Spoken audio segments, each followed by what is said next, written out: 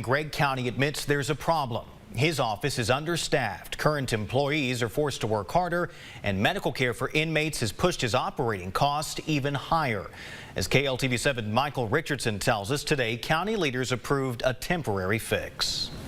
We have some struggles. The Gregg County Sheriff admitting his office is facing difficulty as over 20 job openings remain. In Commissioners Court earlier today, the body approved transferring $225,000 from health insurance to overtime to aid with jail operations. One key reason? An increase in medical expenses for inmates. County Judge Bill Stout, who voted to approve the transfer, explains. At the end of the day, during the year, you don't know what kind of problems you're going to have with inmates and what kind of sickness they're going to have. We had one inmate we just got out of the hospital that cost the county $250,000.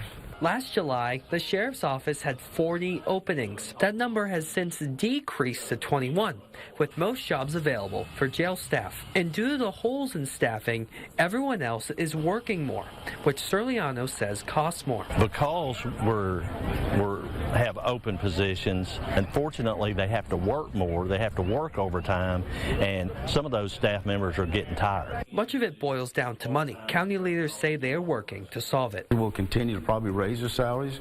We'll continue to try and recruit. That's a tough job, and it requires a commitment. And that's just the bottom line. There's just not everybody wants to do that job.